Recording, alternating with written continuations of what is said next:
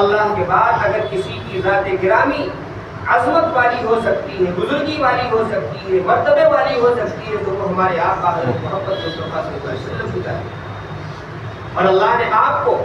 وہ صفات عنایت فرمائی تھی، مہربانی کی صفات۔ آپ نے مشقتیں جھیلی، مصیبتیں اٹھائی، پریشانیاں اٹھائی، امت نے پریشان کیا ہے، کافروں نے آپ کو مارا تک ہے، نعوذ باللہ آپ کے چہرے انور پر تھوکا، آپ پر مٹی ڈالی ہے، ڈھیلے مارے ہیں، پتھروں سے مارا ہے، لیکن اس کے باوجود آپ کی زبان اقدس سے کبھی ان کے حق میں بددعا نہیں ہے۔ بار بار واقعہ سنایا آپ نے، طائف آپ تشریف لے گئے، اخرج الی طائف، آپ طائف تشریف لے گئے تبلیغ کے لیے، ومعه زید بن حارثہ، اور آپ کے ساتھ حضرت زید بن حارثہ تھی۔ آپ نے سمجھایا وہاں کے سرداروں کو، 3 بڑے سرداروں سے ملاقات ہوئی، آپ نے علی اور دیگر حبیب، لیکن ان سب نے کہا وہ آپ ہی کو اللہ نے نبی بنایا ہے، آپ اگر جھوٹے ہیں تو ہم آپ سے بات نہیں کرنا چاہتے، اور اس طرح انہوں نے ڈکار دیا۔ اور پھر یہی نہیں بلکہ کہا اخرج من بلدنا یا محمد، اے محمد صلی اللہ علیہ وسلم آپ ہمارے شہر سے ابھی فوراً باہر ہو جائیے، ہماری بستی سے نکل جائیے۔ اور اسی پر بس نہیں کیا بلکہ انہوں نے اوباش لڑکوں کو لگا دیا جو فجعلوا يرمونه بالحجارة، وہ پتھر مار رہے تھے حضور اکرم صلی اللہ علیہ وسلم، حتى ان رجلي رسول اللہ صلی اللہ علیہ وسلم لتدمیان، یہاں تک کہ آپ کے جوتے مبارک منہ سے بھر گئے۔ ويقيه وزيد بن حارثة يقيه بنفسه، اور حضرت زید بن حارثہ رضی اللہ عنہ جدھر سے پتھر آتا تھا اپنے آپ کو ادھر پیش کر دیتے کہ ہمارے حضور پر پتھر نہ لگے۔ اس کی وجہ سے ان کا حال یہ ہو گیا تھا کہ ان کے سر کے اندر کئی زخم ہوئے، یعنی حضرت زید بن حارثہ زخمی ہو گئے۔ یہ عالم تھا، لیکن اس کے باوجود حضور کی زبان سے نکلتا ہے تو کہتے ہیں اللہ مہدیات ہوگی، اے اللہ میری قوم کو ہدایت عطا فرما۔ پہاڑوں کا فرشتہ آتا ہے، کہتا ہے آپ کی اجازت ہو تو پہاڑوں کو ہم ملا دیں، یہ کس کر رہ جائیں؟ آپ نے فرمایا نہیں، ان کی نسلوں میں لوگ ایمان لائیں گے، ان کی نسلوں کے اندر لوگ ایسے تیار ہوں گے جو اس دین کے حامی ہوں گے، اس دین کو آگے لے کر جائیں گے۔ بددعا نہیں کرو، بددعا نہیں کرو۔ ایک مرتبہ حضور اکرم صلی اللہ علیہ وسلم آپ اپنے گھر سے نکلے، مکان سے نکلے تاکہ لوگوں کو بتائیں، چونکہ اللہ نے حکم دیا ہے کہ لوگوں کو اللہ کا پیغام پہنچاؤ، یہ ذمہ داری لے کر کے آپ گھر سے باہر نکلتے ہیں۔ روایت میں ہے کہ کوئی بھی ایک بندہ ایسا نہیں تھا کہ جس سے یلقی ہی، جس سے حضور اکرم صلی اللہ علیہ وسلم نے ملاقات کی ہو، الا کلمہ وآداہ ولا حر ولا عبد، نہ کوئی غلام ایسا تھا نہ کوئی آزاد مرد ایسا تھا کہ جس نے حضور اکرم صلی اللہ علیہ وسلم کو تکلیف نہ پہنچائی، آپ کو جھوٹا نہ کہا ہو، آپ کی دعوت کو نہ جھٹلایا ہو۔ آپ صبح سے لے کر کے شام تک پریشان رہے، اور اس کے بعد گھر میں آ کر کے آپ مایوس ہو کر کے چادر اوڑھ کر لیٹ رہے۔ آپ اندازہ لگائیے کیا بیت رہی ہوگی حضور اکرم صلی اللہ علیہ وسلم پر۔ آپ چادر اوڑھے لیٹے ہوئے ہیں، مایوس لیٹے ہوئے ہیں، اللہ حضرت جبرائیل علیہ السلام کو بھیجتے ہیں اور وہ لے کر آیات نازل ہوتے ہیں، یا ایھا المدثر قم فانذر وربک فکبر وثیابک فطہر والرجز فہجر ولا تمنن ولا تستکبر، یعنی یہ آیات لے کر کے نازل ہوتے ہیں، اے چادر اوڑھنے والے، اے کمبل اوڑھنے والے، یا ایھا المدثر قم، کھڑے ہو جائیے، فانذر، لوگوں کو ڈرائیے، ابھی کام کر کے آئے، لیکن پھر اللہ فرمانا ڈرائیے، فانذر وربک فکبر، آپ کا اپنے رب کی اپنے پروردگار کی بڑائی کو بیان کیجیے۔ یعنی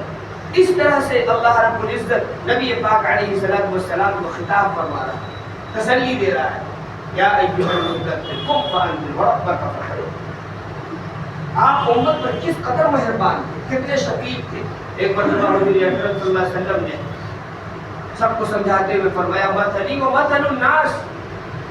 تمہارے درمیان میری مثال تو ایسی ہے کہ مثل رجل، جیسے ایک آدمی ہے استوقد نارا، اس نے آگ روشن کی، اس کے شعلے بھڑکنے لگے، لپٹیں اٹھنے لگی، فلما اضاءت ما حوله، اطراف کی جو چیزیں تھیں وہ روشن ہو گئی، اندھیرا ختم ہو گیا، اور پھر پتیسے پروانے اس روشنی میں آنے لگے اور اپنے آپ کو گھرا کر کے ختم کرنے لگے۔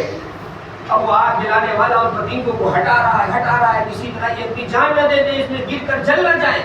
حضور فرماتے ہیں انا آخذ بحجزکم عن النار، میں تمہاری کمر پکڑ کر جہنم کی آگ سے ہٹا رہا ہوں وانتم تقتحمون فیہا، لیکن تم ہو کہ اس میں جھکے جا رہے ہو، گرے جا رہے ہو۔ میں تم کو بتا رہا ہوں کہ یہ راستہ غلط ہے، یہ راستہ غلط ہے، ایسا مت کرو ویسا مت کرو، حضور منع فرما رہے ہیں، لیکن تم ہو کہ تم اس میں گرے چلے جا رہے ہو، میری بات ہی نہیں مانتے، جہنم میں گرتے چلے جا رہے ہیں۔ آپ مہربانی دیکھیے حضور اکرم صلی اللہ علیہ وسلم کی، آپ کی رافت دیکھیے، نرمی دیکھیے امت کے ساتھ، کیا مقام، اور آپ کتنے بڑے مہربان تھے، کس قدر امت کے ساتھ شفیق تھے۔ ایک واقعہ لکھا ہے کتابوں میں کہ کسی بستی کے محلے مدینے کے محلے کے کچھ لوگ آئے حضور اکرم صلی اللہ علیہ وسلم کے پاس اور عرض کیا، اے اللہ کے نبی صلی اللہ علیہ وسلم، حضرت معاذ بن جبل رضی اللہ تعالیٰ عنہ جو صحابی رسول کی شکایت کی، کہا کہ اللہ کے نبی صلی اللہ علیہ وسلم یہ معاذ آپ کی خدمت میں رہتے ہیں دن بھر، اور شام کو عشاء کی نماز پڑھانے کے لیے ہمارے محلے میں آ جاتے ہیں، امام تھے، وہاں نماز پڑھاتے ہیں اور نماز میں سورہ بقرہ شروع کر دیتے ہیں۔ اب ہم لوگ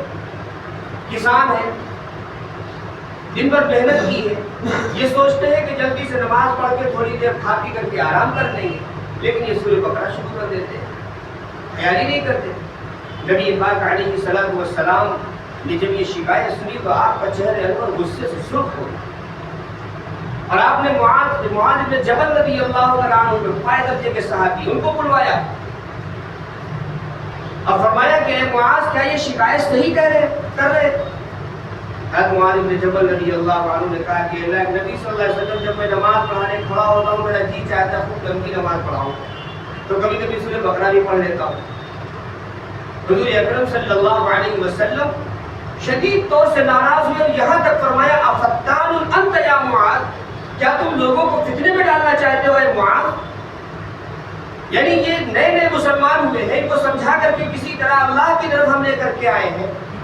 اور تم اتنی لمبی نماز پڑھاؤ گے تو یہ فتنے میں مبتلا ہو سکتے ہیں، یہ تو چھوڑ کے چلے جائیں گے۔ آپ مہربانی دیکھیے، اس کے بعد ایک عام بات آپ صلی اللہ علیہ وسلم نے ارشاد فرمائی، سب کے لیے عام طریقے سے ارشاد فرمائی، فرمایا من اما قوما فلیخفف، جو کسی قوم کی امامت کرے اسے چاہیے کہ نماز ہلکی پڑھائے۔ یعنی تمام مبتلیوں میں بوڑھے بھی ہوتے ہیں، کمزور بھی ہیں، بیمار بھی ہیں، جوان بھی ہیں، ہر طرح کے لوگ ہیں، تمام جماعت میں شریک ہونے والے لوگوں کے اندر جو سب سے کمزور ترین فرد ہو اس کی رعایت کرتے ہوئے امام کو نماز پڑھانی چاہیے۔ یہاں پہ میں ایک چھوٹی سی بات آج اپنے زمانے کے اعتبار سے جوڑتا ہوں، آپ پورا مانیے، جیسے ایک موسم بدل رہا ہے، مثلا بہت موٹی سی بات ہے، موسم بدل رہا ہے، ابھی کچھ ٹھنڈک شروع ہو جائے گی، کسی کو لگنا ہوگا، زکام ہوگا، کسی کو بخار ہوگا، اب وہ مسجد کے اندر آئیں گے بیچارے نماز پڑھنے کے لیے جماعت میں شریک ہے۔ اب ایک نوجوان ہے ٹھیک ٹھاک ہے، اس کو گرمی لگ رہی ہے، وہ آ کر کے فٹ سے پنکھا کھول دے گا، اب وہ اگلا جو کھڑا ہوا ہے پنکھے کے نیچے اس کا حال کیا بنے گا؟ آپ تو گرمی برداشت کر سکتے تھے، آپ کا کچھ نہیں بگڑتا، 5 منٹ 10 منٹ گرمی برداشت کر سکتے تھے آپ، یہ جدھر پنکھا چل رہا ہوتا ہے ادھر جا کر کے آپ کھڑے ہو سکتے تھے، لیکن نہیں، یہی کھڑے ہوں گے اور کھڑے ہو کر کے پنکھا چلا دیں گے۔ اب وہ جو پنکھے کے نیچے کھڑا ہوا تھا، پریشان تھا، پہلے سے کھانس رہا تھا اور بخار میں تپ رہا ہے، لیکن پنکھے کی وجہ سے اس کی حالت دگرگوں ہوتی جا رہی ہے۔ اب اگر امام صاحب نے تھوڑی سی نماز لمبی کر دی تو اس کی حالت بگڑ جائے گی، ایسا ہوتا ہے عام طریقے سے، لوگ خیال نہیں کرتے کسی کا، لیکن نبی پاک علیہ الصلوۃ والسلام نے سبق دے دیا ہے کہ ہمیں امت کے ساتھ رحمت کا اور مہربانی کا، شفقت کا معاملہ کرنا چاہیے، ہمیں ایک دوسرے کا خیال رکھنا چاہیے۔ ہم مسجد کے اندر آ کر کے اپنی آرام کو نہ دیکھیں بلکہ دوسروں کی راحت کو دیکھیں، دوسروں کی تکلیف کو دیکھیں۔ اگر ہمارے تھوڑا سا پسینہ بہ جائے گا کچھ نہیں بگڑے گا، لیکن اگلا آدمی جو بیمار ہے اس کا سب کچھ بگڑ جائے گا، وہ پریشان ہو جائے گا۔ تو نبی پاک علیہ الصلوۃ والسلام نے ہمیں یہ طریقہ دیا ہے کیا کرنا چاہیے، من اما قوما، جو کسی کی نماز پڑھائے، کسی قوم کی امامت کرے، فلیخفف، اسے چاہیے نماز ہلکی پڑھائے تاکہ کسی کو تکلیف نہ ہو۔ یہ مہربانی تھی نبی پاک علیہ الصلوۃ والسلام۔ حضرت عبداللہ ابن عمرو ابن عاص